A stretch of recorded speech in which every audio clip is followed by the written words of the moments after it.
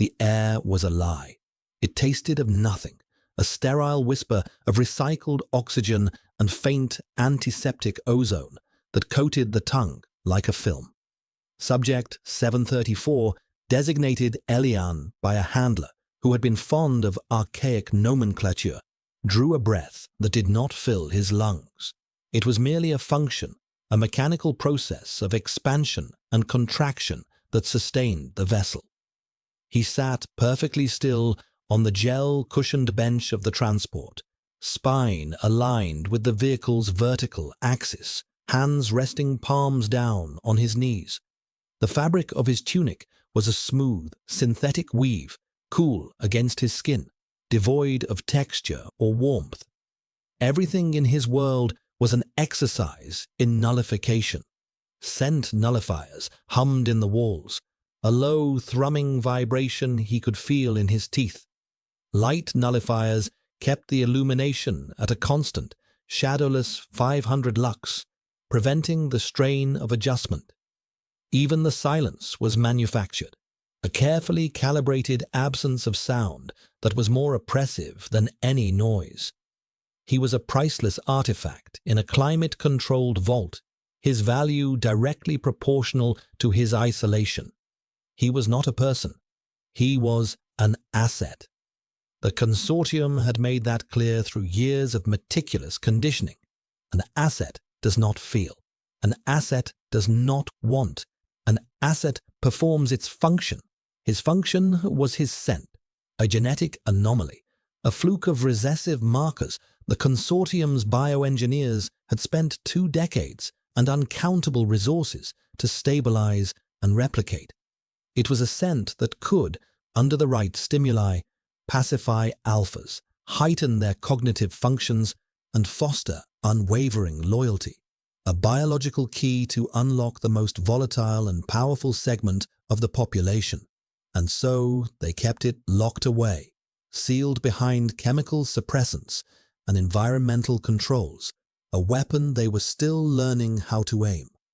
He watched his reflection in the polished obsidian of the opposing wall, a pale, slender figure with silver-white hair cut with geometric precision. His eyes, the color of a winter sky, were wide and still, an impassive mask. He knew the face was his, but it felt like a schematic, a representation of a being rather than the being itself. He tilted his head, a fractional movement, and the reflection mimicked him flawlessly. There was no lag, no distortion. Perfect fidelity. The system demanded perfection. He closed his eyes, sinking into the placid ocean of his training. He could slow his heart to 48 beats per minute. He could regulate his body temperature. He could suppress the cascade of hormones that signaled fear or distress. He was a masterpiece of control. He was a lie. Deep within him, beneath the layers of chemical dampeners and psychological architecture, something organic and wild still slept. It was a ghost in the machine, a whisper of crushed green things in a sterile white room. Sometimes, in the deepest phase of his regulated sleep cycle, it would surface in dreams he was not supposed to have. Dreams of open sky and biting wind, of the smell of rain on hot stone. Dreams of a scent that was not his own, something sharp and feral, like scorched pine and ozone from a lightning strike. The transport shuddered, a violent, unexpected lurch that threw him from the bench. For a moment, gravity was an enemy. The perfect stillness shattered. His head struck the wall, not the polished obsidian, but a seam where it met the floor, and the impact sent a starburst of pure, unprocessed sensation through his skull. Pain. It was a revelation. Alarms blared, a frantic, shrieking red that violated the muted world. The manufactured silence was ripped apart by the sound of tearing metal and the percussive, deafening blasts of kinetic weaponry. The transport tilted groaning like a dying beast, and slid into a sickening, protracted crash. He was thrown again, tumbling in the sudden, chaotic darkness as the primary power failed. The emergency lights flickered on, casting long, dancing shadows that writhed like living things. A gaping wound had been torn in the side of the vehicle. Through it, he could see a sky bruised with the unfamiliar colors of twilight, choked with dust and smoke. And he could smell. For the first time in his conscious memory, he could smell the world. It was an assault. Acrid smoke, the metallic tang of heated alloys, the coppery spike of blood. And beneath it all, the raw, damp scent of actual earth. It was too much. His senses, so long starved, were overwhelmed, drowning in the unfiltered flood. He pressed a hand to his mouth, nausea coiling in his gut. A figure appeared in the jagged opening, silhouetted against the dying light. It was large, broad-shouldered, moving with a predator's fluid grace. The figure dropped into the ruined transport, landing in a low crouch amidst the debris. The emergency lights caught the glint of matte black armor and the cold sheen of a weapon. An alpha. The thought was not a product of analysis, but a primal, instinctual recognition that vibrated through his bones. This was no consortium-sanctioned, chemically neutered alpha. This was something raw, something from the world beyond the walls. The alpha's helmet turned, the dark visor sweeping the compartment. It paused on the other bodies, the two handlers in their grey uniforms still unbroken. Then the visor fixed on him. Elian remained on the floor, his training screaming at him to reassume a posture of compliance, but his body refused. He was frozen by the sheer, overwhelming presence of the man. The alpha straightened, moving toward a secondary cargo container at the far end of the compartment, the one marked with biohazard warnings. His objective, not him. He was just collateral. As the alpha worked at the container's maglock, a sharp, cracking sound echoed near Elian's head. He looked down. A network of fractures spread across the smooth casing of the primary scent nullifier unit on the wall, the one closest to him. A wisp of greenish vapor hissed from the cracks, the last of its chemical payload bleeding into the air. Then, silence. The hum was gone. The pressure in his ears vanished. A final, critical layer of his containment had just failed. The alpha froze. His head snapped back toward Elian, a sudden, violent motion. He had been a study in controlled, efficient movement, but now he was utterly still, like a wolf catching a scent on the wind. Elian felt a strange, internal shift, a blossoming warmth that started in his chest and spread through his veins, a tingling sensation on his skin. The ghost in the machine was waking up, and it was beginning to speak in a language he had never been allowed to learn.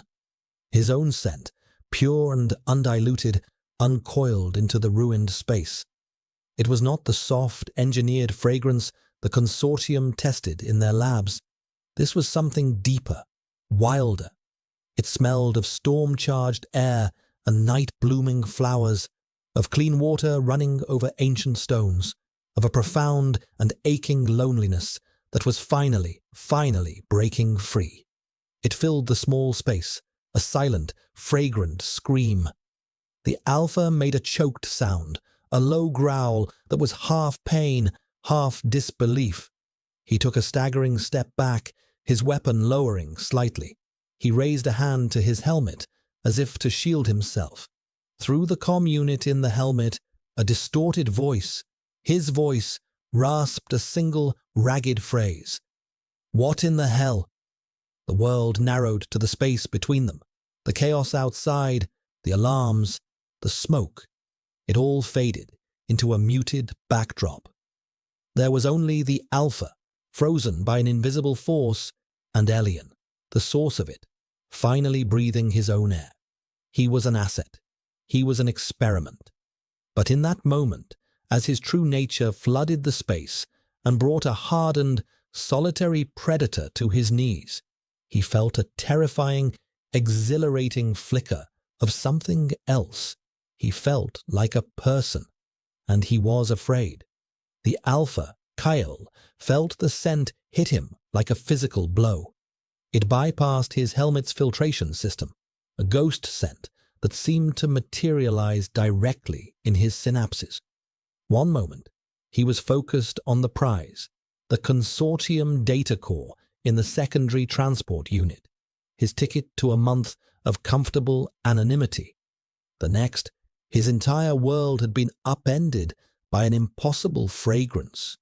It was Omega, but not like any Omega he had ever encountered in the lawless zones or the sanitized city sectors. This was not the cloying, sweet scent of a pleasure house worker or the muted, suppressed scent of a bonded domestic. This was primal. It was a chord struck in the oldest part of his brain, a resonance that vibrated through his DNA. It was sanctuary and danger, a siren's call and a territorial imperative all at once. It smelled of things he thought no longer existed: clean earth, untainted rain, a wildness the consortium had systematically scoured from the world. His instincts, honed by years of solitude and survival, screamed at him. Protect, claim, shelter. The rational part of his mind, the part that had kept him alive, fought back with equal ferocity. Threat, anomaly, trap. He stumbled back, his gauntleted hand gripping the hilt of his vibro knife.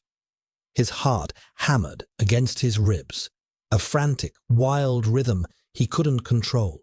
The air, thick with this impossible scent, was making it hard to think.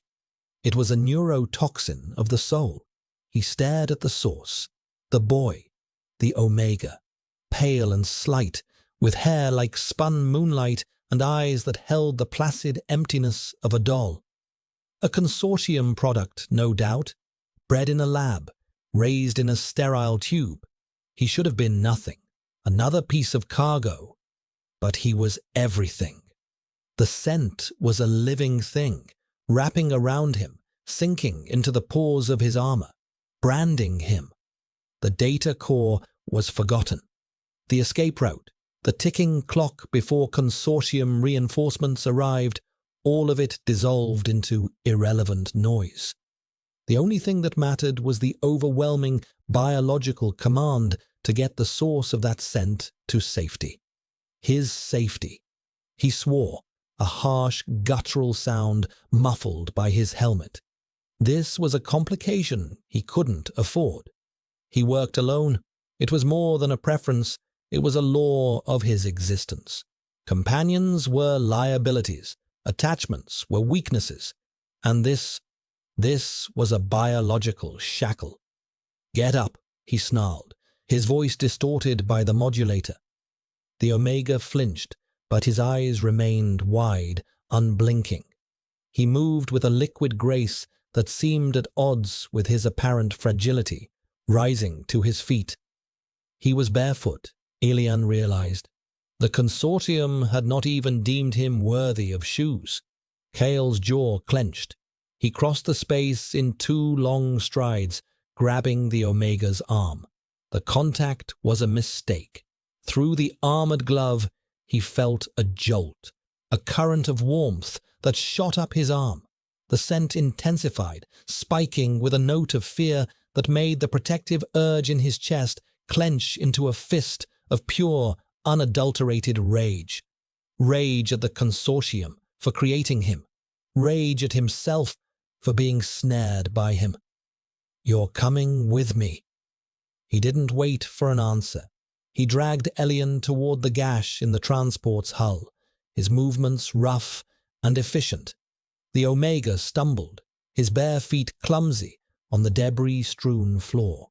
Kyle adjusted his grip, half lifting him, his body moving on an instinct he despised. He could feel the tremors running through the boy's slender frame.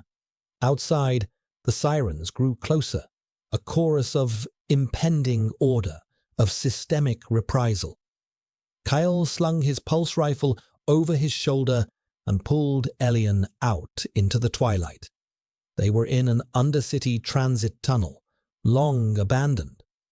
The crash had torn through the permacrete, exposing the raw earth and twisted support structures. He ignited the magnetic grapples on his boots and began to scale a sheer wall, pulling the Omega with him. The boy was preternaturally light, as if he were hollow-boned, a creature of air and scent. They emerged onto a derelict service platform overlooking the chasm of the lower sectors. The air here was thick with industrial smog and the smell of nutrient paste from the communal kitchens. But through it all, the Omega's scent clung to Kyle, a personal atmosphere that blotted out the rest of the world. He found his bike, a stripped-down grav cycle hidden behind a collapsed maintenance shed. He pushed Elian onto the seat behind him. "Hold on." The Omega's hands hesitated, then settled lightly on his armored waist. The touch was feather-light, yet it burned through the composite plating. Kale gunned the engine, the repulsor lift whining in protest as it compensated for the extra weight. They shot into the labyrinthine canyons of the Undercity, a blur of rust-streaked metal and flickering neon. He drove with reckless precision, his mind a battlefield. He needed to get rid of the boy, drop him somewhere, anywhere, and disappear. Let the consortium reclaim their property. It wasn't his problem. But every time he considered a place, a crowded market, a neutral zone clinic, a violent, possessive instinct roared to life, vetoing the thought. He couldn't. He couldn't leave him. The thought was terrifying. He finally reached his sanctuary, a derelict comms tower in a sector the reclamation patrols had long since written off. The place was a skeleton of steel and concrete, rising like a broken finger toward the permanently overcast sky. He cut the engine, the sudden silence deafening. He dismounted and pulled Elian off the bike, his grip still firm, proprietorial. He led him through a reinforced door and into the cavernous base of the tower. His home. It wasn't much. A space cleared amidst the rubble, furnished with scavenged tech and military-grade survival gear. A cot, a workbench littered with tools and weapon parts, a small auto cooker. It was a fortress of solitude, every object within it chosen for its utility and its lack of sentiment. The Omega stood in the center of the space, looking small and impossibly out of place. He was a splash of pale, delicate color in a world of gray and gunmetal. His scent, which had been a beacon in the open air, was now an oppressive, suffocating presence in the enclosed space. It filled every corner, clung to every surface, sank into the very concrete. It was turning Kale's stark, functional shelter into something else. A nest. The word surfaced in his mind, unbidden and horrifying. He backed away, putting the workbench between them. He felt like a caged animal, caged by his own biology. "Stay there," he commanded, his voice tight. "Don't touch anything." He turned his back on the Omega, busying himself with securing the entrance, running a systems check on his perimeter alarms. Anything to avoid looking at him. Anything to pretend he wasn't there. He could hear the soft, almost inaudible sound of the Omega's breathing. It was a quiet rhythm that seemed to sync with his own frantic pulse, slowing it, calming it against his will. He worked alone. He always had. He was a ghost, a rumor, a phantom who slipped through the consortium's fingers. He had no name, No ties, no weaknesses. Until now, he rested his forehead against the cold steel of the door, his eyes squeezed shut. The scent was everywhere. The boy was here, and the feral, ancient part of his brain was whispering a single, damning truth. Mine. He was trapped, not by the consortium, not by walls or enemies, but by a scent, and he had no idea how to escape. This was the first day. Elian stood where the Alpha had left him, a fragile statue in the heart of a metal beast's den. The air here was thick with the Alpha's own scent, a sharp, clean smell of ozone, hot metal, and a deep, underlying note of solitude that was so profound it was almost a physical presence. It was the scent from his dreams, realized and overwhelming. It did not soothe him like the consortium's chemical pacifiers. It electrified him. Every nerve ending felt raw, alive. His bare feet registered the cold, gritty texture of the concrete floor. The sensation was novel, unpleasant, yet grounding. In the transport, he had floated in a sensory void. Here the world had texture, temperature, a physical reality that was both terrifying and intoxicating. He watched the Alpha, Kyle. The name felt alien on his tongue, even in thought. Kale moved with a contained violence, his every action precise and economical. He was a creature of purpose, a stark contrast to the aimless, curated existence Elian had always known. And he was clearly distressed. The tension radiated from him in palpable waves, tightening the air. Elian could see the corded muscles in his neck, the white-knuckled grip on the tools he wasn't really using. He was fighting something, and Elian knew, with a certainty that settled deep in his marrow, that he was the cause. His scent. The part of him that was a weapon, a tool, was now an affliction to his captor. The irony was a bitter, unfamiliar taste. He was trained to observe, to catalogue, to analyze the subtle tells of the alphas in the consortium labs. They were polished, controlled specimens, their instincts blunted by inhibitors and social engineering. This alpha was pure, a raw elemental force. The conflict within him was not a matter of protocol or decorum. It was a war in his blood. Elian took a slow, deliberate survey of the space. It was a reflection of the man, stark, functional, stripped of all comfort. A weapon was a tool. A bed was for rest. Food was for fuel. There were no decorations, no personal effects, save for a single, small object on the workbench, a smooth grey riverstone, worn featureless by time and water. It was the only organic, non-essential thing in the entire room, a piece of a world that no longer seemed to exist. It was a clue, a crack in the Alpha's armor. Kyle finally turned, his helmet still on, a black, impersonal mask. "Are you damaged?" The question was clipped, a diagnostic inquiry. It was a familiar mode of address. The consortium handlers asked the same question after a blood draw or a stress test. Elian performed a mental self-scan, a habit ingrained by years of conditioning. Contusion on the occipital lobe, minor abrasions on the soles of the feet, no internal bleeding detected.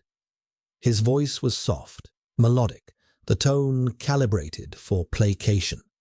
It sounded jarringly out of place in the grim, industrial space. Kyle stared at him for a long moment.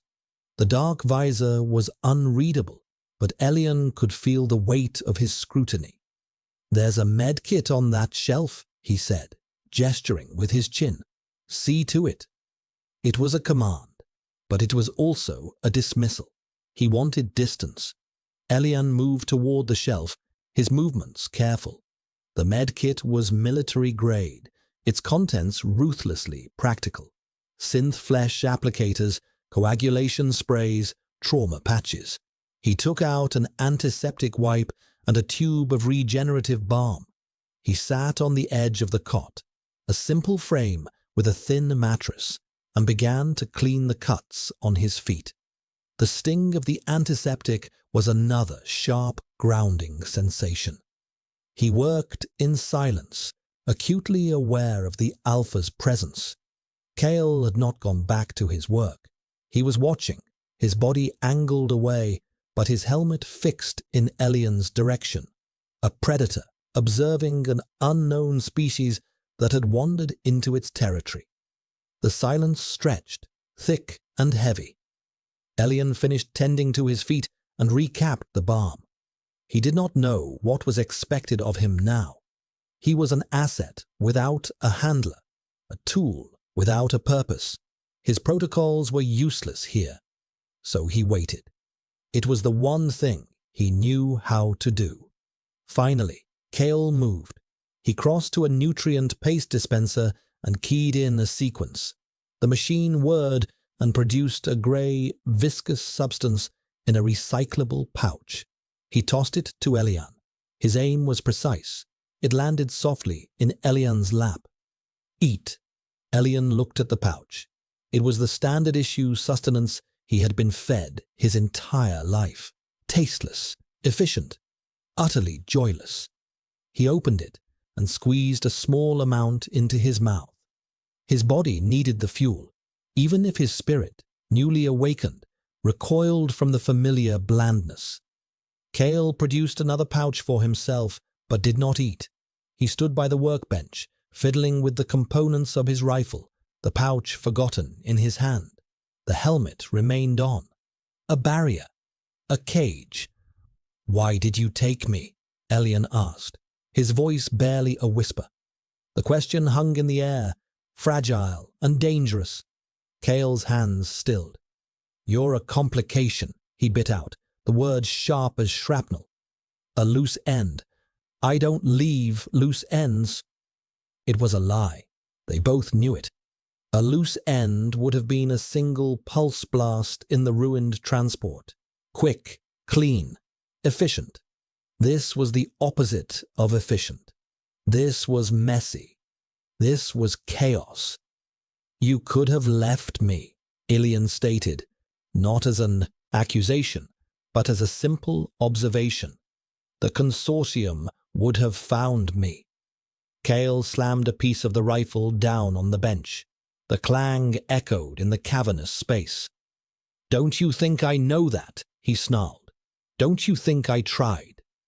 He spun around, and for the first time, Elian saw the raw frustration that his controlled posture had hidden. He was pacing now, a caged tiger, his armored boots scuffing against the concrete. "This scent. What did they do to you?" "They perfected me," Elian answered, the conditioned response automatic. Kale stopped pacing. He let out a harsh, bitter laugh. "Perfected you? They turned you into a biological trap, a walking, talking leash." He gestured vaguely around the room, at the walls, at the ceiling. I can't think straight. I can't get more than 10 meters away from you without my skin starting to crawl, without every instinct I have screaming at me to turn back." He stalked over to the door and slammed his fist against it. The steel boomed. "I work alone." The words were a desperate incantation, a prayer to a god he no longer believed in. He was saying them to himself, trying to rebuild the walls the Omega's scent had torn down. Elian watched him, a strange, nascent emotion stirring in his chest. It wasn't fear. It was empathy. He understood the feeling of being trapped by one's own biology. His entire life had been that cage. Now, for the first time, he saw it reflected in another. The alpha, the apex predator, was just as much a prisoner as he was. He looked down at his hands. They were pale, with long, slender fingers, the hands of an artist or a musician, not an asset. He flexed them. They were his. This body, this scent, it was his. The consortium had owned it, but they had never understood it. Perhaps he could. The first day bled into the first night. The lights in the tower were powered by a geothermal generator, casting a cold, steady glow. Kyle did not sleep. He sat at his workbench, disassembling and reassembling his weapons with meticulous, repetitive motions, a ritual of control. Elian, given the cot, lay down but did not sleep either. He watched the Alpha's broad back, the rigid line of his spine, and he listened to the silence, a silence that was no longer empty, but filled with the sound of two people, alone together, breathing in the dark. The second day dawned, not with light, but with a subtle shift in the quality of the recycled air, a change in pressure. Outside the tower, the perpetual grey smog of the undercity would be fractionally thinner. Inside, the tension had coalesced into a fragile, brittle thing. Kale had not removed his helmet. It was his last piece of armor against the sensory onslaught, a psychological barrier that felt thinner with every passing hour. He had spent the night in a state of hyper-vigilance, every circuit in his brain screaming conflicting commands. One half, the soldier, the survivor, methodically plotted escape routes, calculated risk, and analyzed the tactical liability the Omega represented. The other half, the Alpha, was consumed with an obsessive, infuriating need to ensure the Omega's comfort and safety. That part of him noted the slight dip in ambient temperature and fought the urge to find the boy a blanket. It catalogued the soft sounds of his breathing, charting its rhythm for any sign of distress. It was madness. He was at war with himself, and the battlefield was the scant few meters of concrete in his own sanctuary. He finally pushed away from the workbench, the rifle now clean enough to be sterile. He needed to do something to break the stasis. He turned to the Omega. Elian was sitting up on the cot, his posture as perfect and still as it had been in the transport. His silver hair caught the cold light, and his pale eyes watched Kyle with an unnerving, analytical calm. He looked like a ghost, a creature not entirely of the physical world, a beautiful, dangerous illusion. "You need to wash," Kyle said, the words coming out harsher than he intended. "The scent, it's concentrated." This was a practical lie. The scent was embedded in everything now. A simple washing wouldn't remove it, but it was an excuse for action, for distance. He pointed to a corroded metal door in the far wall. "Recycler unit. The water is clean, heated. There are basic supplies." Elian nodded slowly, a single graceful inclination of his head. He rose from the cot and walked toward the door, his bare feet making no sound. He moved with the quiet dignity of someone who had never been allowed to own the space they occupied. Kale watched him go, his gaze tracking the line of his spine, the slightness of his frame. The door hissed shut behind him, and for a moment the scent in the main chamber seemed to lessen, if only by a fraction. Kale let out a breath he didn't realize he'd been holding.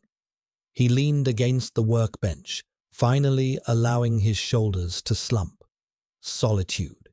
He had craved it like a drug, but the sudden absence of the Omega's physical presence left a strange, hollow ache in the room. The protective instinct, deprived of its object, curdled into a low-grade anxiety. Was the water temperature adequate? Were the cleansing agents too harsh for his skin?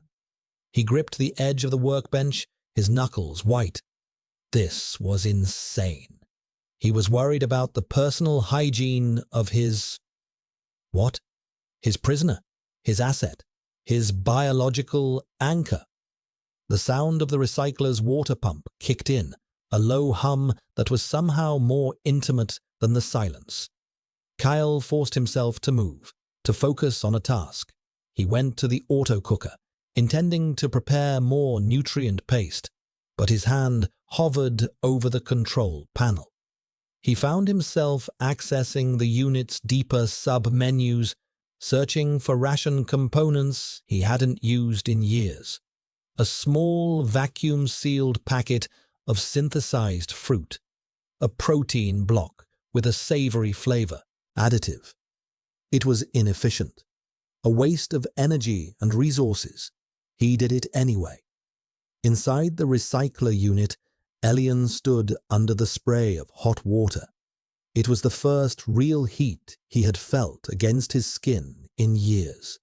The consortium facilities were always kept at a precise, neutral temperature.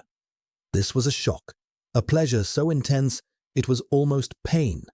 He let the water run over his face, washing away the grime of the crash, the sterile film of his former life. He found a small, unscented bar of cleansing soap. As he washed, he felt as if he were sloughing off a dead layer of himself.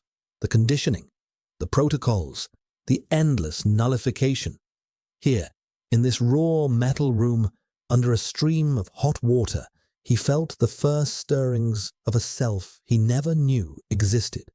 The scent of the alpha was even stronger in here, embedded in the towels, in the very air. But it no longer felt like a threat.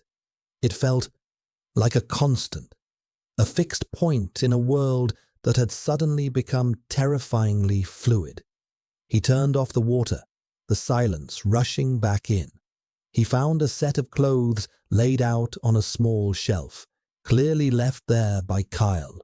They were standard issue Undercity fatigues, made of a rough, durable grey fabric. He pulled them on. They were ridiculously large, the sleeves hanging past his hands, the waistband of the trousers loose on his hips, but they were warm, and they smelled faintly of the alpha, of ozone and metal. It was a comfort he would not allow himself to name. When he emerged, Cale was standing by the cot, his back to the door. He had cleared a space on the small table beside it. On the table were 2 steaming bowls. It wasn't paste. It was a kind of thick, savory stew, the rehydrated protein and fruit mixed into something that almost resembled real food. The aroma was startling, the first complex, appealing smell of sustenance Elian had ever encountered. Kyle turned as Elian approached. He still wore the helmet, but his posture had changed. The rigid hostility was gone, replaced by a tense, awkward uncertainty. "It's better for you than the paste," he mumbled, gesturing to the food. "Higher nutrient content." Elian sat on the cot and picked up the bowl. It was warm in his hands. He took a tentative spoonful.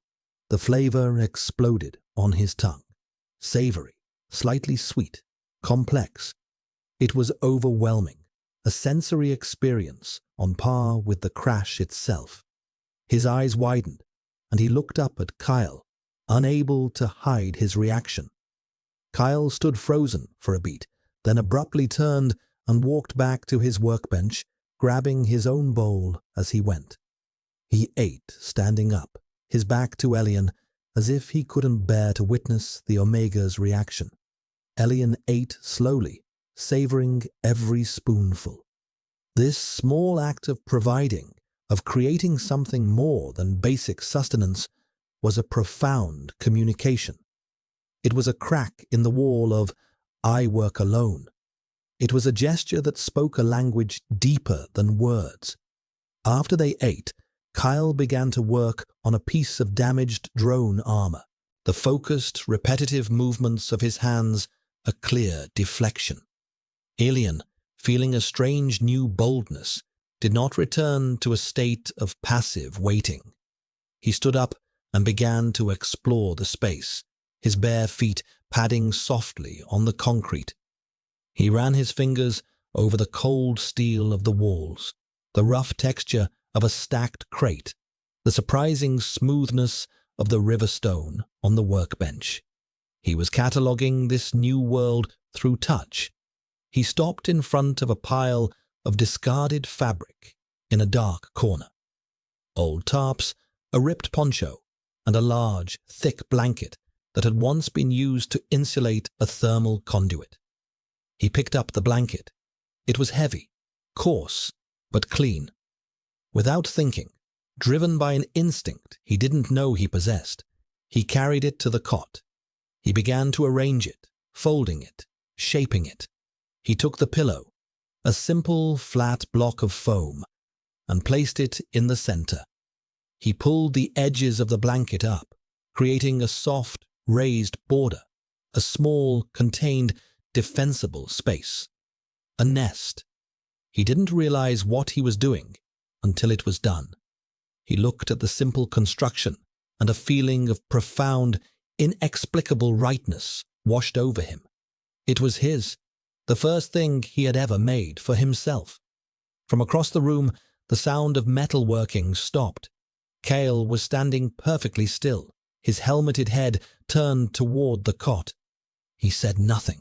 The silence was absolute. Elian could feel the alpha's shock, his confusion. Kale was staring at the nest, a primitive biological signal that his own instincts understood perfectly, even if his conscious mind was reeling. Elian had just claimed a space in the heart of Kale's solitude, and Kale, to his own mounting horror, was not tearing it apart. Some deep, possessive part of him was looking at the soft, sheltered space the Omega had made, and it was whispering a single, treacherous thought. Good. The third day arrived with a palpable sense of borrowed time. The storm was rolling in from the toxic plains, and the pressure change made the old tower groan and sing. For Kyle, the sound was a fitting accompaniment to the tempest inside him. The nest was a declaration, a quiet, fragrant claim staked in the center of his life. He had watched the Omega build it, a series of serene, instinctual movements, and had been rendered immobile by the sheer biological weight of the act. An Omega, in his den, was making a nest. The alpha part of him, the part he had suppressed and chained for a decade, was roaring with a feral satisfaction that terrified him. He had spent the second half of the night sitting rigidly at his workbench, his senses tuned to the Omega's soft breathing from within the circle of fabric. It was the most profound rest he'd had in years, and he hadn't slept a second. He was a guard on a post he hadn't chosen, for a charge he refused to acknowledge. He had to end this. Now. He stood up, the movement abrupt. Elian, who had been sitting quietly in the nest, looked up. His large winter sky eyes were no longer empty. They were watchful, intelligent. He had changed in the last 48 hours. The placid doll from the transport was gone, replaced by a quiet, resilient person who was adapting to his new reality with unnerving speed. "I'm taking you out," Kyle stated, his voice flat, devoid of emotion. "There's a neutral zone settlement 3 sectors over. The broker there owes me. He'll find you passage to the outer colonies. You'll be safe. The consortium won't look for you there." It was a good plan, a logical plan. It was the smart move, the survivor's move. Every word of it felt like a lie. Elian's expression didn't change, but a flicker of something. Disappointment, fear crossed his features before being suppressed. "You are releasing me," he said. It wasn't a question. "I'm cutting a loose end," Kyle corrected, the old mantra feeling hollow and false even to his own ears. He turned away, unable to hold the Omega's gaze. He began to gather a small pack, ration bars, a water purifier, a med kit. His movements were stiff, jerky. His hands felt clumsy. The scent in the room seemed to spike, taking on a new, sharper note of distress. It was a physical pain in Kale's chest, a sympathetic agony he couldn't block. He wanted to storm over there, to tell the Omega it was for his own good, to reassure him. He wanted to tear the plan apart and barricade the door. He did neither. He just kept packing. "They will hunt you," Elian said softly from behind him. "The consortium. They logged your genetic signature from the trace material on the transport hull. They will know an unregistered alpha was involved. They will connect you to my disappearance." Kyle froze, his hand hovering over a power cell. He hadn't considered that. His focus had been so consumed by the Omega's immediate presence that he had overlooked the long-term tactical implications.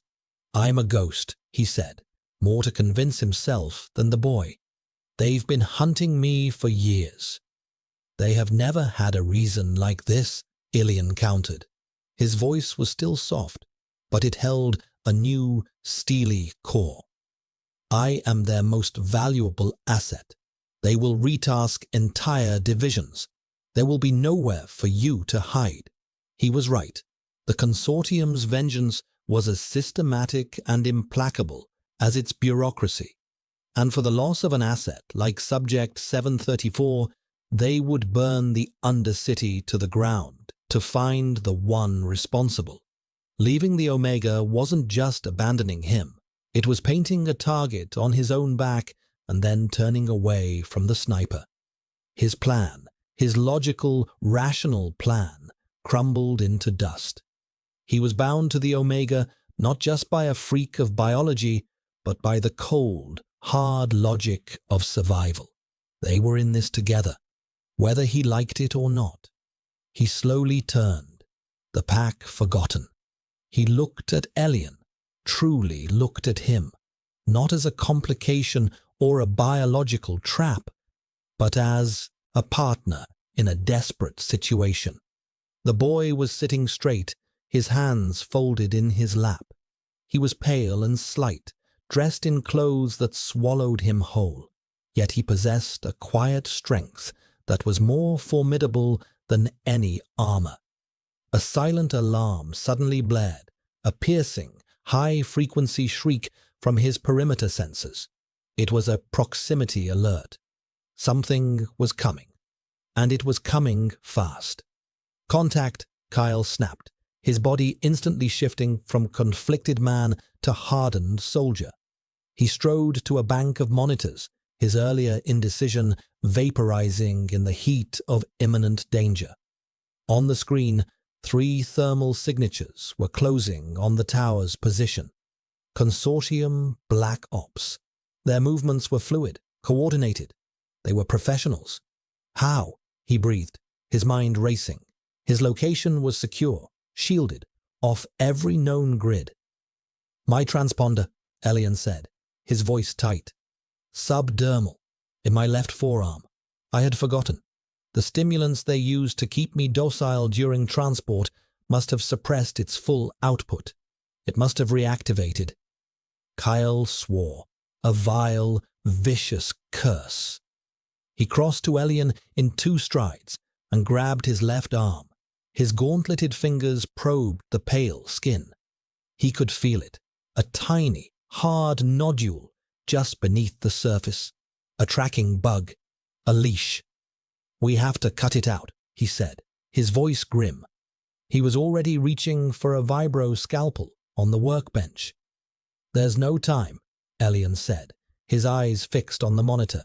The heat signatures were at the base of the tower. "They're already here." The first explosion rocked the foundation. Dust and concrete rained from the ceiling. Kyle reacted instantly, shoving Elian toward the back of the room, behind the solid mass of the geothermal generator.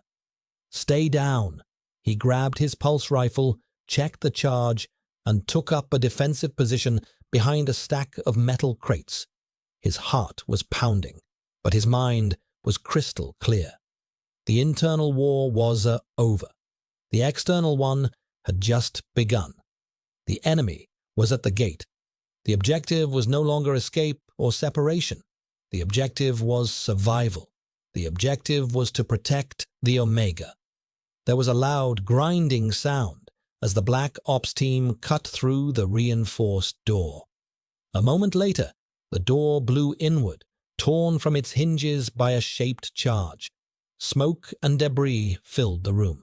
3 figures in sleek black armor spilled into the space, their weapons raised, moving in a tight, triangular formation.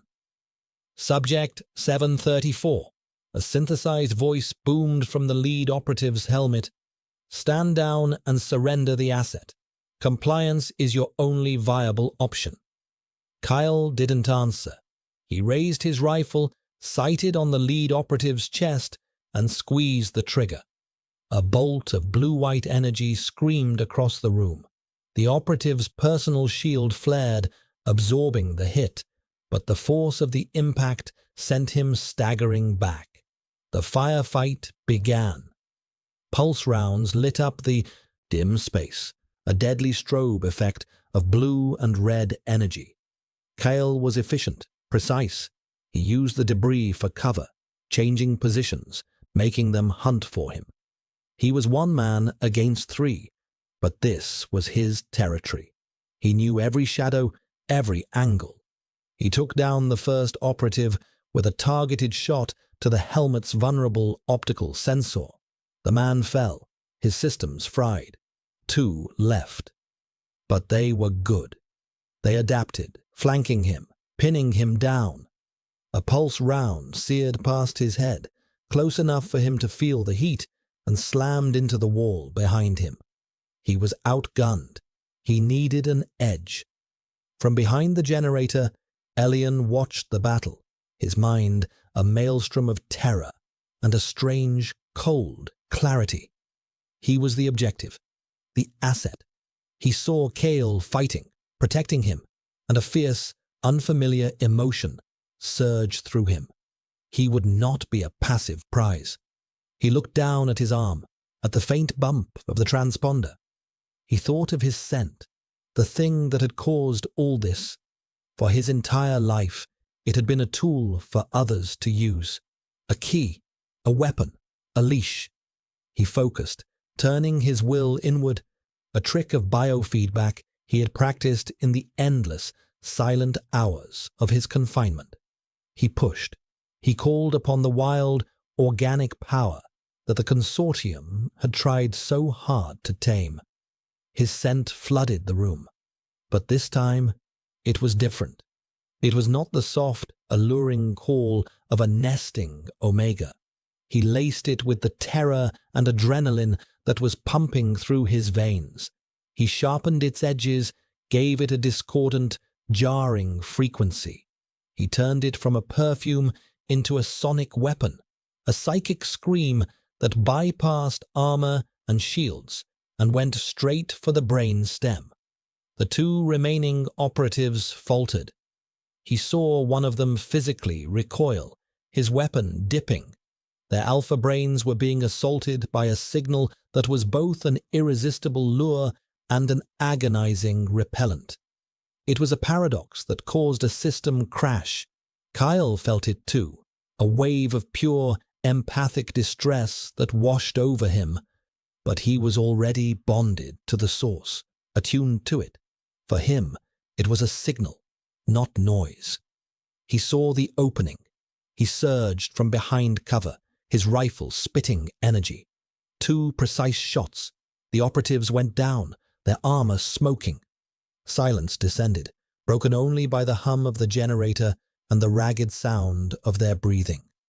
Kyle stood over the fallen soldiers, his rifle still raised. He slowly turned his head, his black helmet facing the back of the room. He looked at Elian, who was leaning against the generator, pale and trembling from the effort. Kale walked over to him. He didn't speak. He reached out and gently took Elian's left arm. Then, with his other hand, he reached up and undid the seals on his helmet. With a soft hiss of depressurization, he lifted it off. It was the first time Elian had seen his face. He had expected something hard, brutal, but while his features were sharp, carved from granite, his eyes were a startling, clear grey, and they were filled with a fierce, raw emotion that stole Elian's breath. Concern. He looked from Elian's eyes down to his arm. "This has to come out," he said, his voice no longer a synthesized rasp, but a low, rough baritone. It was the first time he had spoken as himself. He met Elian's gaze, and in that look, the unspoken truth finally passed between them. The third day was over. The lie of his solitude was shattered. He wasn't alone anymore. The aftermath was a space of ringing silence and the acrid smell of ozone. Kyle worked with a focused intensity that was mesmerizing. He laid Elian's arm on a clean cloth on the workbench, his touch surprisingly gentle. The vibro scalpel in his large, scarred hand seemed a brutal instrument for such delicate work, but his movements were as steady as a surgeon's. Elian watched his face, now unobscured by the helmet. It was a landscape of past battles, a thin scar bisecting his left eyebrow, another tracing the hard line of his jaw. His hair was dark, cropped short, practical, but his eyes held the entire story. They were the color of the storm clouds that now battered the tower, and they were fixed on his task with an unwavering concentration that was, in its own way, a form of devotion. "This will be cold," Kyle said, his voice a low rumble. He pressed a cryo-anesthetic patch to Elian's forearm. The skin went numb instantly, a spreading circle of icy emptiness. Elian didn't flinch. He had endured countless procedures, needles, and diagnostic probes at the hands of consortium medics who had treated him with the dispassionate air of a mechanic servicing a machine. This was different. Kyle's focus was not clinical. It was personal. He was removing a chain. The scalpel hummed to life, its vibration a low thrum against the sudden stillness. Elian watched the blade, a sliver of shimmering light, as Kyle made a small, precise incision. There was no pain, only a distant sense of pressure. Using a pair of fine-tipped forceps, Kyle reached into the tiny opening and extracted a small black chip, no bigger than a grain of rice. It glistened with blood. He dropped it onto the metal surface of the workbench with a faint click. The leash. He looked at it for a long moment, his expression unreadable. Then, with a sudden, violent motion, he brought the butt of the scalpel down, shattering the chip into useless fragments. A symbolic act of destruction, a severing. He sealed the tiny wound with a spray of synth flesh, the hiss of the applicator loud in the quieter room. The entire procedure had taken less than a minute. He cleaned the instruments and put them away, his movements economical. The intimacy of the moment lingered in the air between them. A tangible thing. "They will know it's offline," Kale said, his back still to Elian. "They'll assume the team was successful. It buys us time. Not much. A few hours, maybe." Elian looked at the faint pink line on his arm, the only evidence of his tether. He felt lighter. "Where will we go?" he asked. The "we" was an assumption, a fragile bridge thrown across the chasm of their forced acquaintance. Kale didn't reject it. He turned, leaning back against the workbench, and crossed his arms over his broad chest. He looked tired. The tension of the last 3 days had etched new lines around his eyes. "There are tunnels," he said. "Old service conduits that run beneath the city. deeper than the consortium's sensor grids can penetrate. They lead out to the salt wastes. It's a hard journey. But out there, you can disappear. You know these tunnels, Ilian stated. Kale gave a short, humorless nod. I've walked every meter of them. It's how I get in and out of the city. It's how I've survived. He had built a life in the cracks of the system, a solitary existence in the dark places. Now he was offering to share his map, his secrets, his solitude. Elian slid off the workbench. He stood before Kyle, the oversized fatigues hanging off his frame.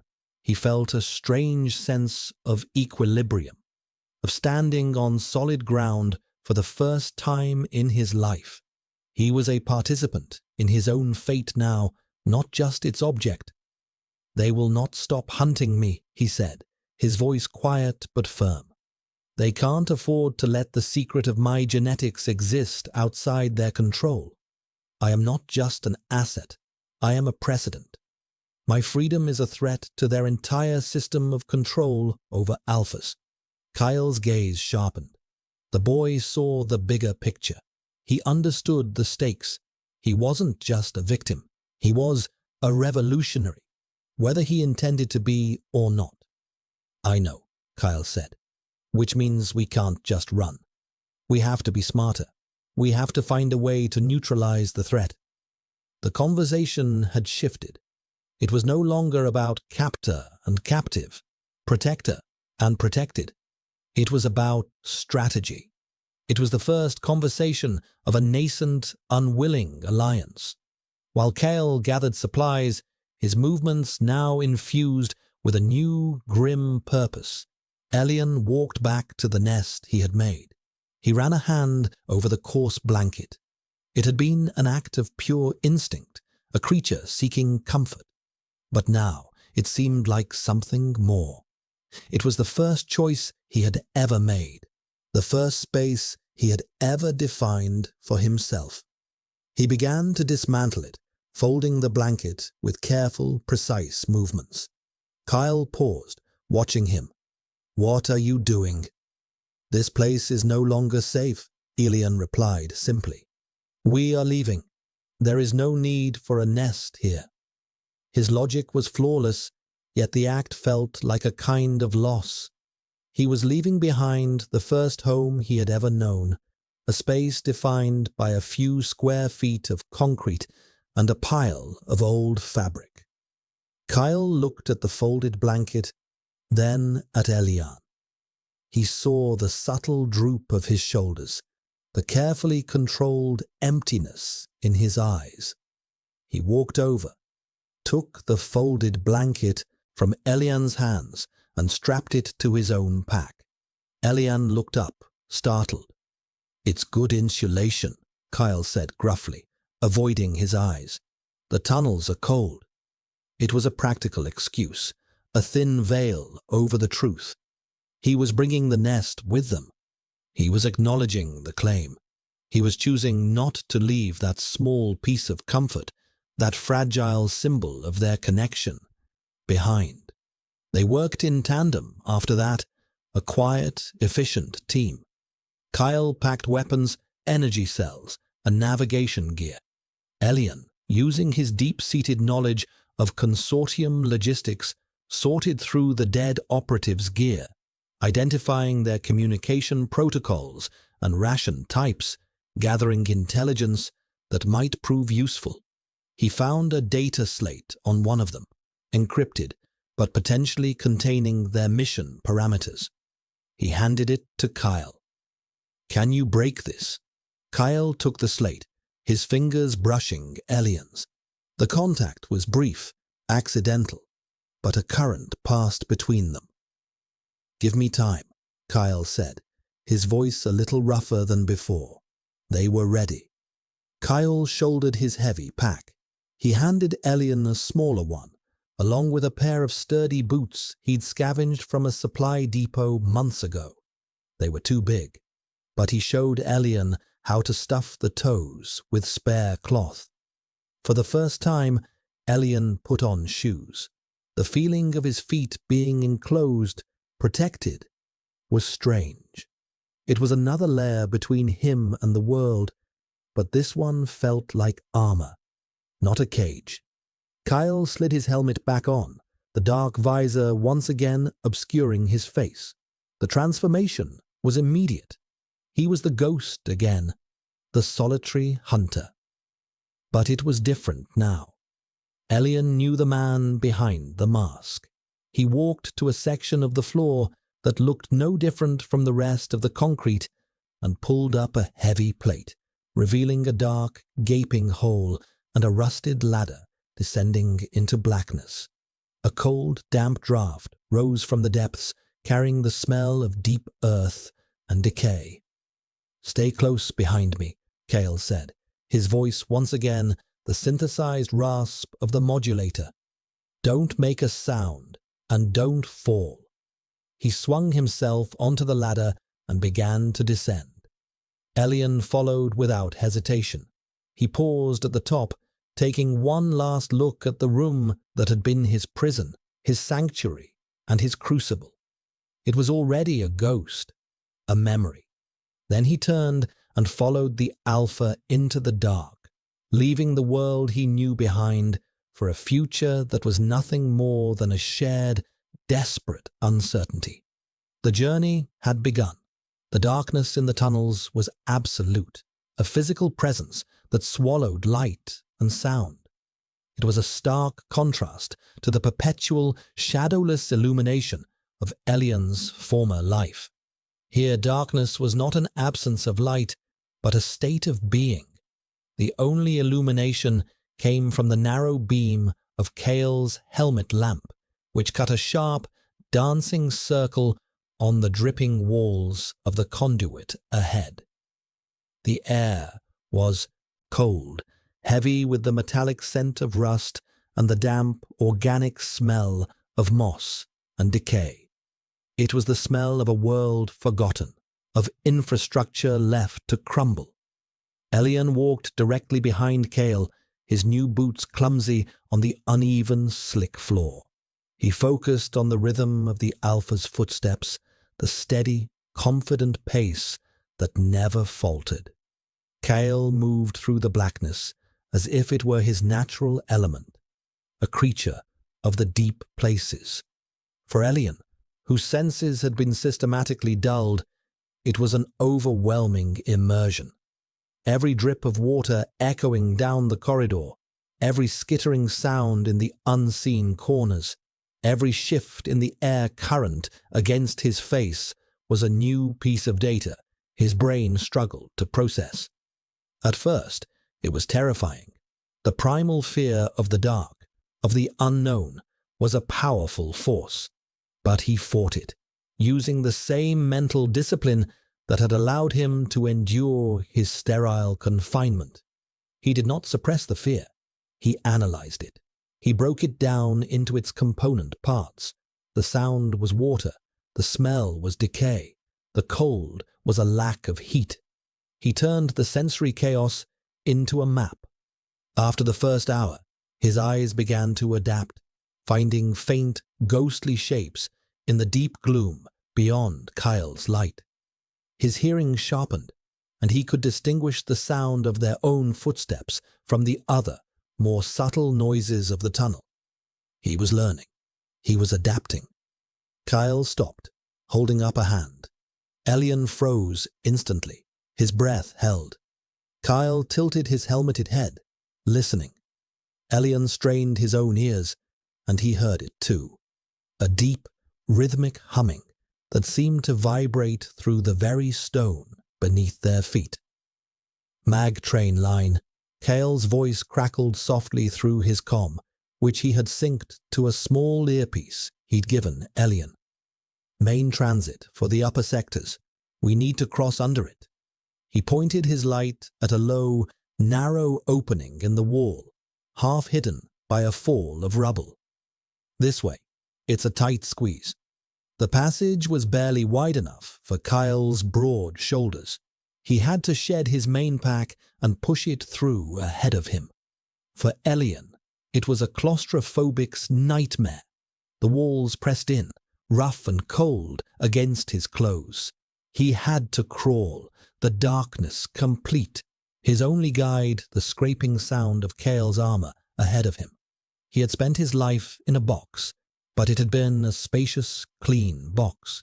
This was a grave. Panic, cold and sharp, began to rise in his throat. His breathing quickened. He was trapped. The walls were closing in. A hand reached back through the darkness and found his. Kale's hand. The gauntlet was hard and unyielding, but the grip was firm, steady. A lifeline. He didn't speak. He just held on. A silent, anchoring presence. Elian focused on the feeling of that grip, the solid connection in the suffocating dark. He took a slow breath, then another. The panic receded, beaten back by that simple, physical contact. They emerged into a vast, cavernous space, a junction of multiple old-world sewer lines. The humming was louder here, a constant, oppressive thrum from above. Kale found a relatively dry ledge, and they stopped to rest. He passed Elian a ration bar and a canteen of purified water. They ate in silence, the only sound the crunching of the nutrient bars and the distant roar of the mag trains. Kale had taken his helmet off again, and on the dim glow of a portable lantern he'd set up, his face was etched with fatigue. "You did well back there," he said, his voice low. It wasn't praise. It was a simple statement of fact, an acknowledgement. "I followed your lead," Elian replied, his gaze dropping to the ration bar in his hands. "You're a quick study," Kyle observed. He took a long drink from his canteen. "The consortium. What were their long-term plans for you? They couldn't keep you in a box forever." Elian considered the question. It was something he had never allowed himself to think about. The future had always been an abstract concept, a series of scheduled procedures and evaluations. Phase 1 was stabilization and replication. They were trying to isolate the genetic markers to create a serum, something they could mass produce, but they failed. The scent is tied to a complex matrix of hormonal and neurological triggers. It can't be synthesized. It has to be lived. He looked up at Kale. Phase 2 was deployment. They were designing a mobile containment unit, a podium. I was to be brought into the presence of high-value alpha targets, rebel leaders, corporate rivals, military commanders. My scent, amplified and focused, would create a state of suggestibility, loyalty. They called it imprint conditioning. Kale's expression darkened. He had seen the results of consortium conditioning before, the hollow-eyed soldiers and compliant citizens. But this was a perversion of the deepest biological imperative. They hadn't just made a weapon. They had weaponized the very concept of a bond. "They wanted to make an army of puppets," Kyle said, his voice laced with contempt. "And you would have been the puppet master, pulling the strings without ever being allowed to touch them."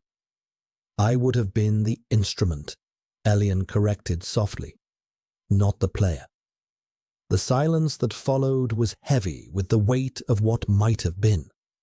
The future the consortium had planned for him was a unique and terrible form of damnation. To be the center of a web of false connection, forever broadcasting a signal of intimacy and trust while remaining utterly alone. A god in a gilded cage. "We need to get that data slate decrypted," Kyle said, his voice hard. "If it has their deployment schedule, their list of targets, that's not just intelligence. That's leverage." He pulled the slate from his pack. It was a sleek, black rectangle, inert and impenetrable. He connected it to his own wrist-mounted computer and began to work, his fingers flying across a holographic interface.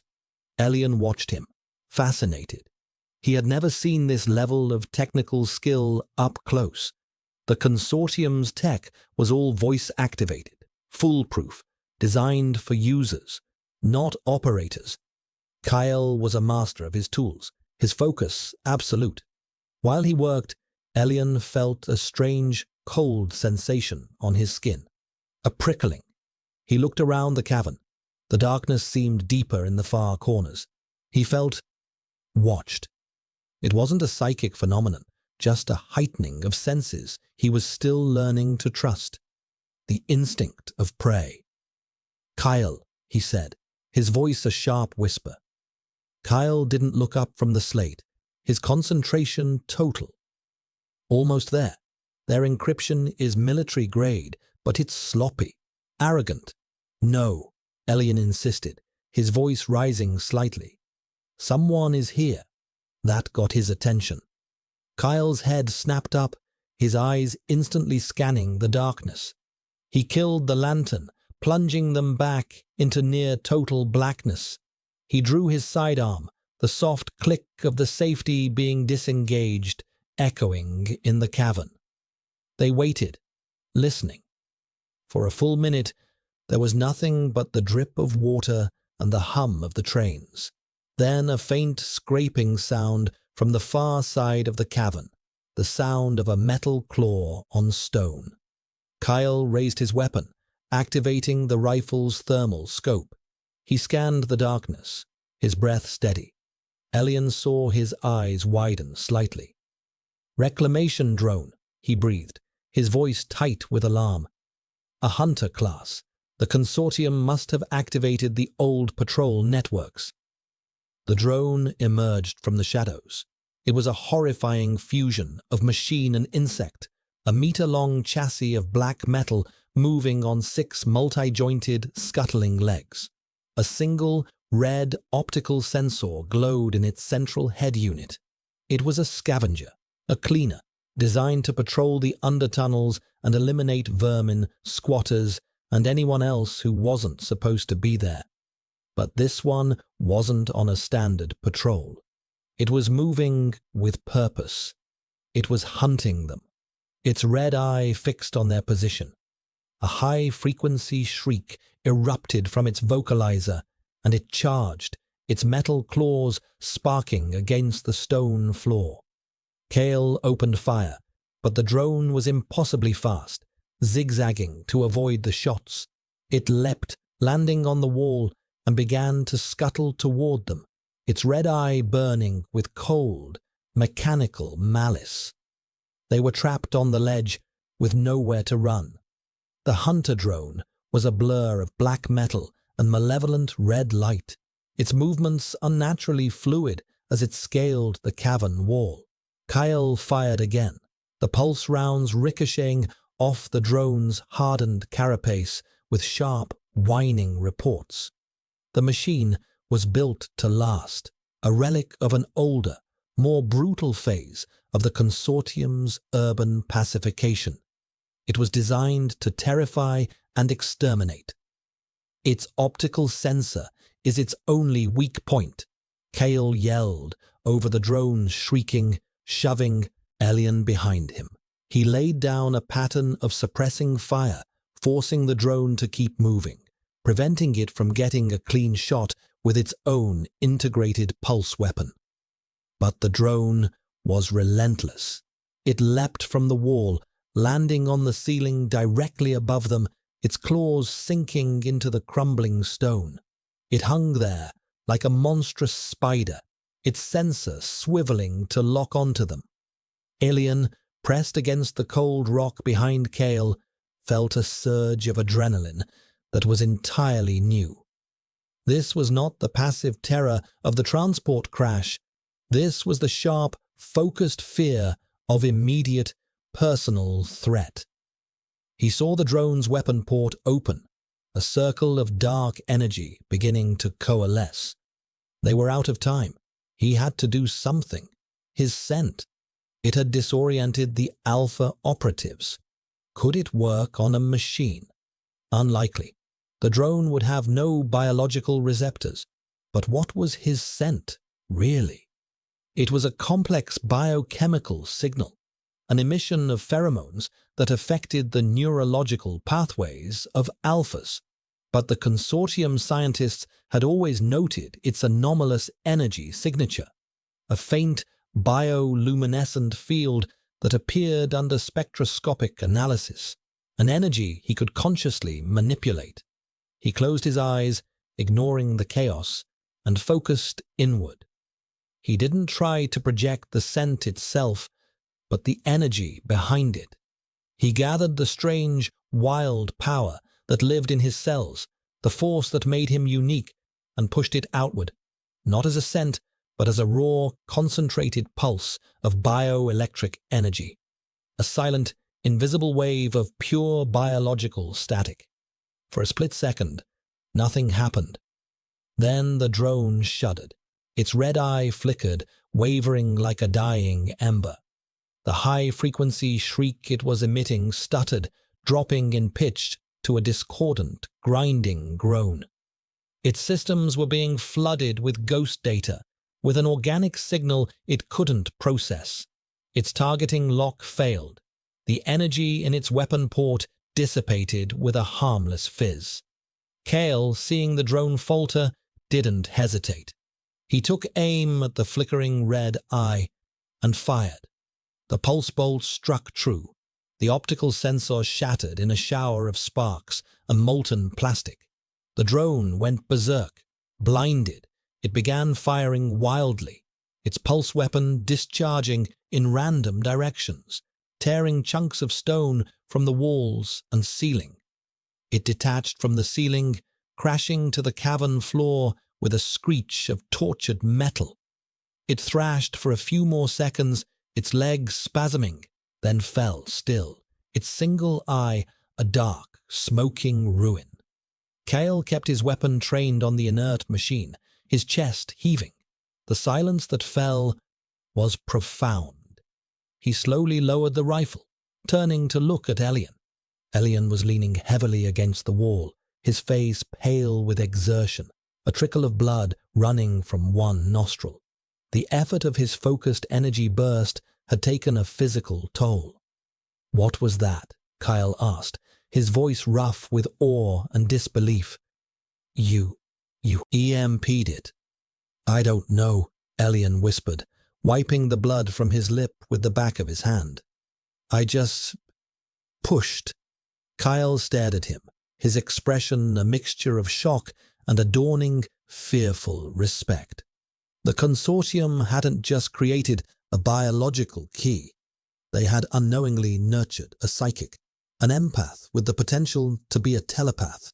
The full scope of what Elian was, of what he could become, was a terrifying and unknown variable. He was more than an asset. He was a singularity. "We have to go," Kale said, his voice urgent. That thing was slaved to a central network. Its last transmission would have been our location. They'll send more. Not just drones this time. He grabbed his pack and helped Elian to his feet. Elian was unsteady, his energy depleted. Kyle put a steadying arm around his waist, taking some of his weight. The contact was practical, necessary, but it sent a jolt through both of them. Elian's head swam, the combination of his exertion and the sudden proximity to the alpha, making him dizzy. He leaned into the solid warmth of Kyle's body, his cheek resting for a moment against the cool, hard plate of his chest armor. Kyle's arm tightened around him instinctively. The protective urge, which had been a confusing, frustrating compulsion, now felt clear and right. It was no longer just about a scent. It was about this person, this impossible, fragile, powerful being who had just saved both their lives. They moved quickly, plunging deeper into the labyrinth of tunnels. Kyle now kept his helmet off, preferring to rely on his own senses, augmented by Elian's newfound, if uncontrolled, psychic sensitivity. "Can you feel anything else?" he would ask periodically, and Elian would close his eyes, stretch out with that strange inner sense, and reply, a vibration to the left. I think it's a water pump, or there is a warmth, a colony of something, not human. They were becoming a unit, their disparate skills merging into a single, cohesive survival tool. Hours bled into one another. They lost all track of time in the unending dark. They rested when they had to, Kale standing guard while Elian fell into a light, exhausted sleep, the insulated blanket from the tower wrapped tightly around him. During one of these brief halts, Kale finally broke the encryption on the data slate. The screen lit up, displaying columns of cold, hard text. It was worse than they had imagined. It wasn't just a list of targets. It was the entire Project Chimera file. It detailed Elian's creation, from the selection of his surrogate mother to the daily logs of his conditioning. It listed every scientist, every handler, every guard, and it contained the contingency plan. Protocol 0. In the event of the asset's loss or compromise, Protocol 0 authorized the use of a targeted neurotoxin to eliminate anyone who had ever been in contact with him to prevent any information about his abilities from spreading. That included the scientists who created him. It also included a detailed psychological profile and known associates of one Kalen Varos, an ex-consortium Black Ops soldier, dishonorably discharged for insubordination, who had disappeared into the Undercity 10 years ago. A ghost with a name. Kale stared at his own name on the screen. They hadn't been hunting a nameless phantom. They had known who he was all along. They had just been waiting for him to surface. And Elian had been the perfect bait. His solitary existence, his carefully constructed anonymity, had been a lie. The consortium had simply allowed him the illusion of freedom. Kyle. Elian's voice was soft. He had woken up and was watching Kyle, his expression concerned. Kyle blanked the screen. He couldn't show him this. Not yet. He couldn't let Elian see the cold, clinical text that reduced his entire existence to a project file. He couldn't let him know that Kale himself was just another variable in their equation. It's their tactical plans, he lied, his voice strained. Reinforcement schedules for the Undercity. We can use it to stay ahead of them. He stood up, his face a hard mask. The fight had just become deeply personal. They weren't just running from the consortium anymore. He was fighting for his own past, for the right to a life they had tried to erase and control.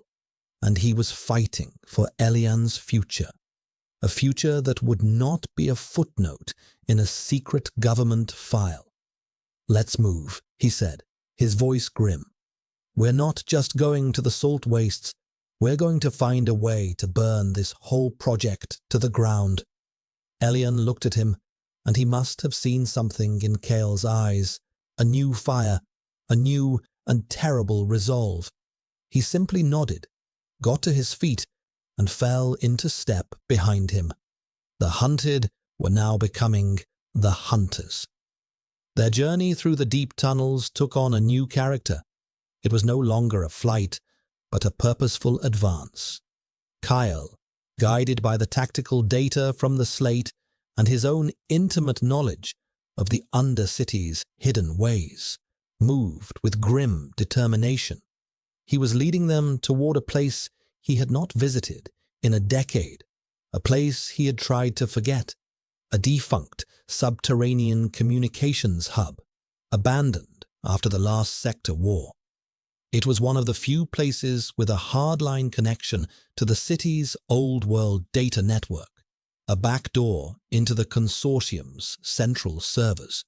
It was a ghost in their own machine. The plan was audacious, suicidal even.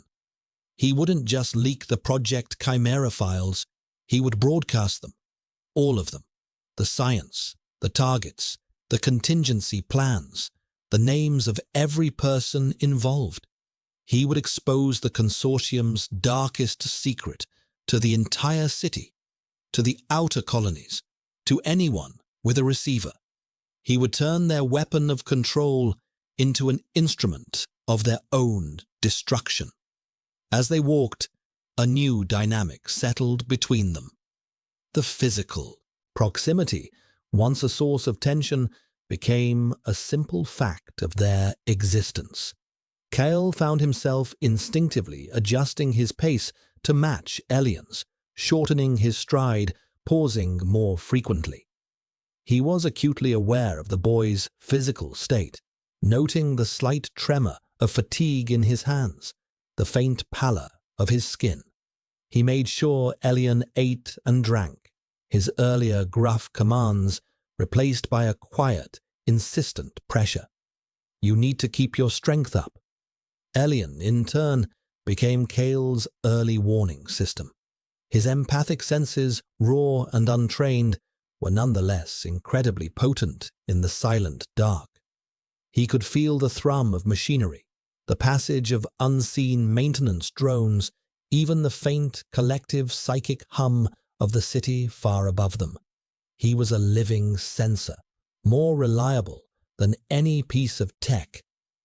"There's a patrol up ahead," he would whisper, and Kale would divert them down a side passage without question. He trusted Elian's senses implicitly. One evening, huddled in a small, dry maintenance alcove, Elian watched Kale clean his pulse rifle, the familiar, methodical ritual. "You were one of them, weren't you?" Elian asked softly. "A consortium soldier."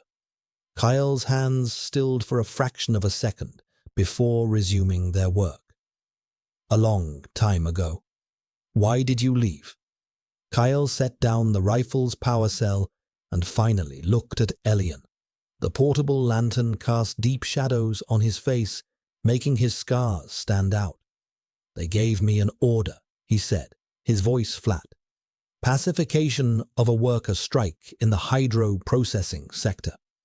The workers were unarmed. They were demanding clean water. The order was to disperse with extreme prejudice." He picked up an oily rag, his knuckles white.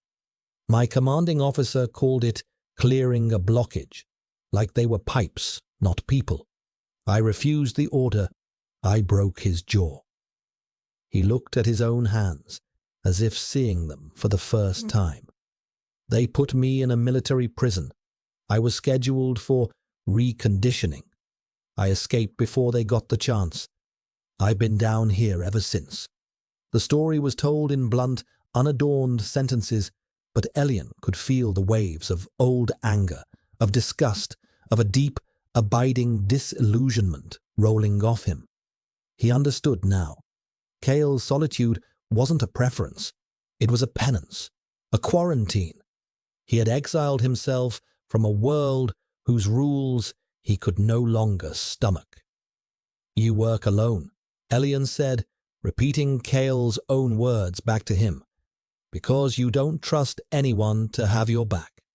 "I work alone because attachments are a weapon someone else can use against you," Kale corrected, his voice hard. But the words lacked their former conviction. He was looking at Elian as he said them, and the irony was a palpable thing hanging in the air between them. They reached the communications hub on the 5th day. It was a massive, spherical chamber carved out of the bedrock, filled with silent, monolithic server towers that rose like ancient tombstones. A fine layer of dust covered everything. The air was cold and dead. It felt like a tomb for forgotten information. "The main reactor is dead," Kale said, his voice echoing in the vast space. "But there should be an auxiliary power source if the conduits haven't decayed." He found a maintenance panel and pried it open.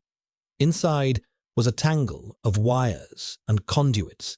He set to work, his technical skills once again on display. While he worked, Elian explored the silent chamber. He ran his hand along a server tower, the cold metal humming with a faint, residual energy. He felt the ghosts of the data that had once flowed through these machines. A billion forgotten conversations, reports, declarations of love and war. This place was a repository of a lost world. He felt a sudden, sharp spike of energy from a console at the center of the room. It wasn't an electrical feeling. It was psychic, a faint, lingering echo of a powerful consciousness. He walked toward it, drawn by an invisible thread. "Kyle," he called out. "There's something here." Kyle looked up from his work. "Careful. Some of those old systems could still have active security protocols." Elian placed his hand on the console. It was a master control terminal, its screen dark and lifeless.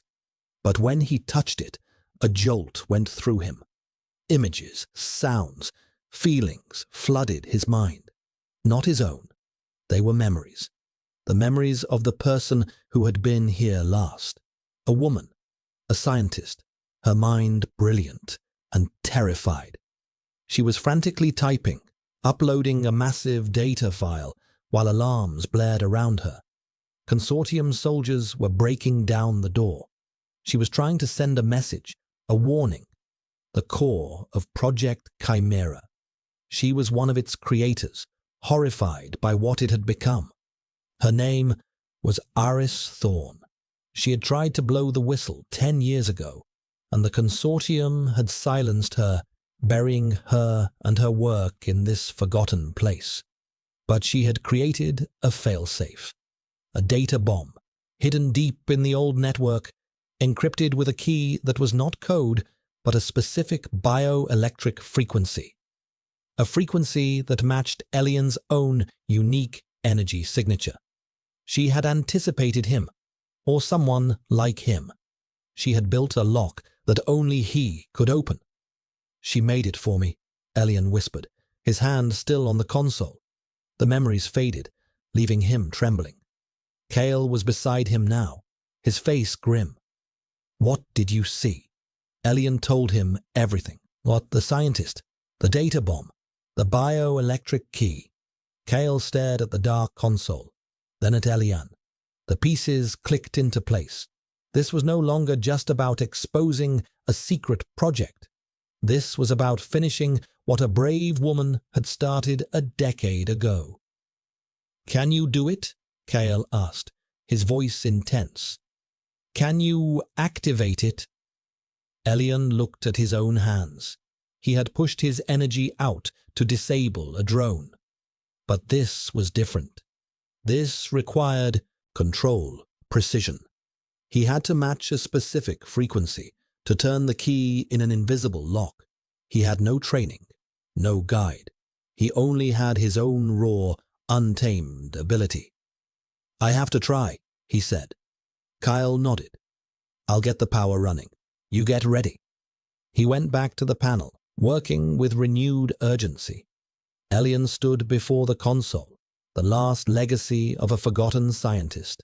He closed his eyes, took a deep breath, and reached inside himself, searching for the strange, wild energy that was his birthright and his curse. The fate of the project and their own rested on this one desperate act. He was no longer an asset. He was the key. The auxiliary power kicked in with a low, groaning hum. One by one, ancient lights flickered to life in the cavernous hub, casting long, distorted shadows from the server towers. The central console in front of Elian lit up, its screen glowing with a cascade of archaic code. A single prompt blinked in the center of the screen, awaiting biosignature verification. It was waiting for him. Kyle stood back, his hand resting on the butt of his sidearm, his eyes scanning the entrances. He was the guard, the watchman. This final critical task belonged to Elian alone. Elian placed his palms flat on the cool surface of the console. He closed his eyes shutting out the resurrected light of the room, and turned his focus inward. He had to find the specific frequency, the unique resonance that Dr. Thorne had used as her key. It was like trying to hear a single pure note in a symphony of chaos. He reached for his power, the energy that lived within him.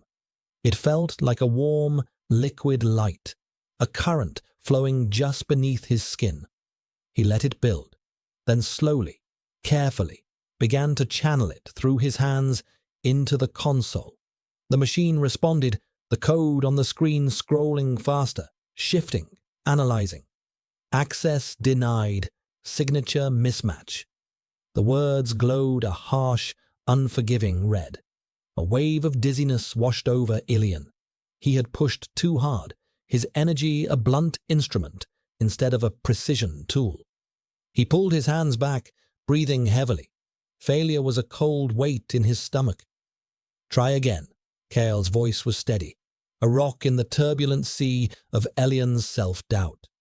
Don't force it, just be. Be. What did that mean? He had spent his entire life being what others wanted him to be. A subject, an asset, a compliant, passive object. He had never simply been.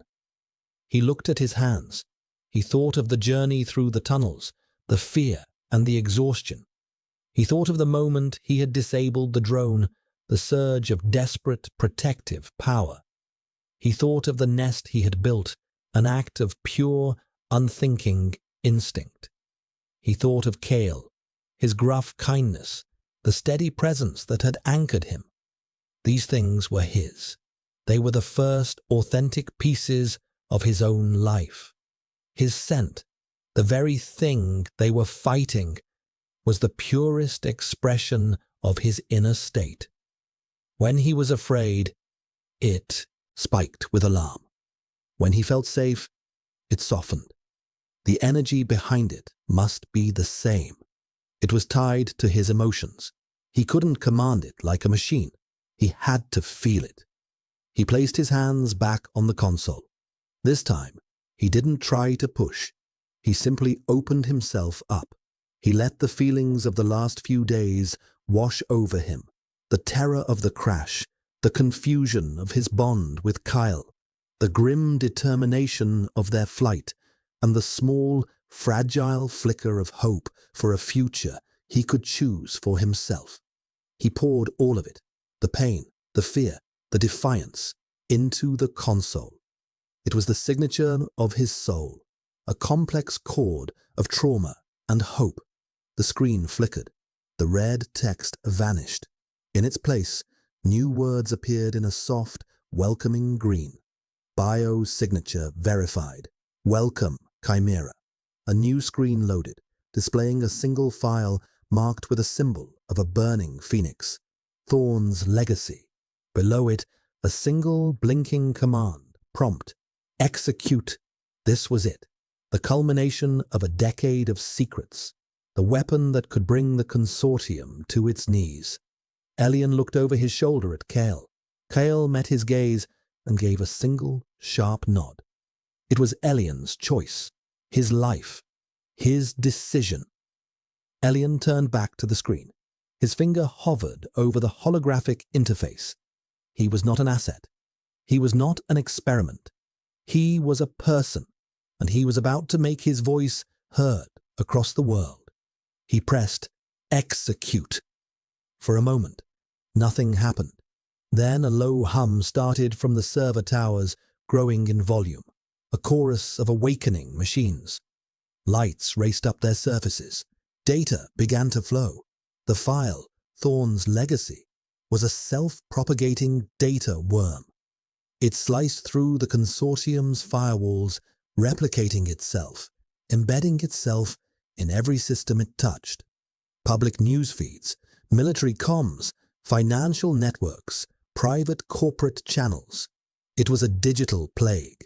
In the control rooms and boardrooms of the city above, screens would be flickering. The faces of the consortium's elite would be turning pale. The secret was out. A loud, booming alarm suddenly echoed through the hub. Red lights began to flash, sweeping the room. "They know," Kale said, his rifle already in his hands. The system sent an automatic alert the second the file was accessed. "They're coming." On the console, a new message appeared. A self-destruct sequence for the hub had been initiated. A failsafe to bury the evidence. A timer appeared on the screen. 10 minutes. "We have to go, now," Kyle yelled, grabbing Elian's arm. But Elian was staring at the screen. Below the timer, a final message from Dr. Thorne had appeared. A personal note left for whoever managed to unlock her legacy. "To the one who comes after, they made you a key to unlock others. I leave you this key to unlock yourself. Don't let them define you. Live." "Elian." Kale's voice was sharp, pulling him from his trance. They ran, sprinting from the chamber as the hum of the servers rose to a deafening shriek. They plunged back into the dark tunnels just as the first explosion rocked the hub behind them, a deep, earth-shattering roar. A wave of superheated air and debris blasted out of the entrance, throwing them to the ground. Kale shielded Elian with his own body, the back of his armor absorbing the brunt of the blast. They lay there for a moment, ears ringing, the darkness absolute once more.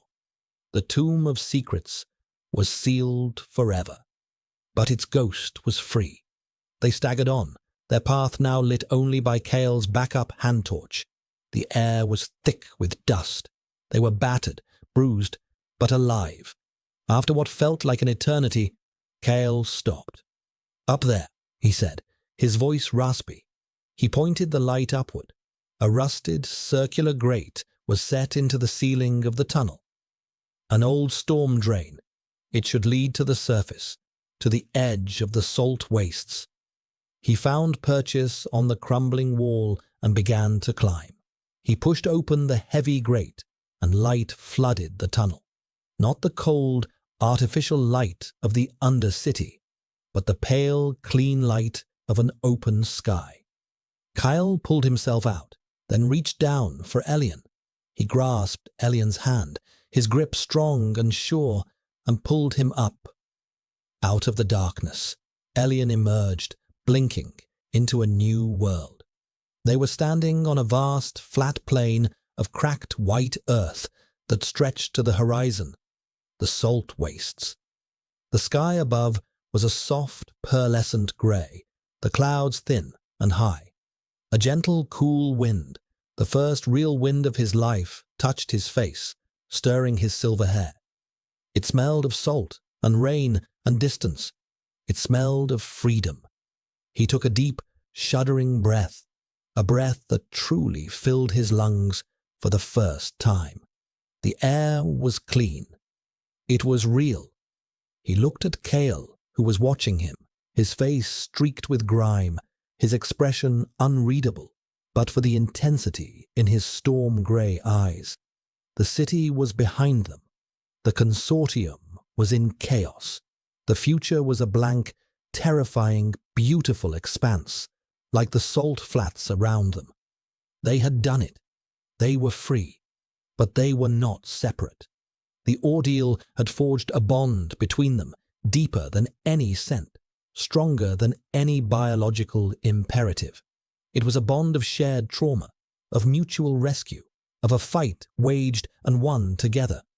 Kyle reached out, not to grab or guide, but a slow, deliberate motion. He gently brushed a speck of dust from Elian's cheek. His fingers were rough, calloused, but his touch was incredibly tender. "I work alone," Kyle said, his voice quiet, the words tasting like a distant, half-forgotten memory. He looked out at the endless horizon, then back at Elian, a faint, bitter-sweet smile touching his lips for the first time. "I think I'm going to need to amend that policy." Elian felt a smile of his own, a real, unpracticed expression that felt strange and wonderful on his face. He was no longer Subject 734. He was not Project Chimera. He was alien. And for the first time, he was not alone. The wind picked up, carrying the promise of rain, and together they turned and began to walk toward the horizon.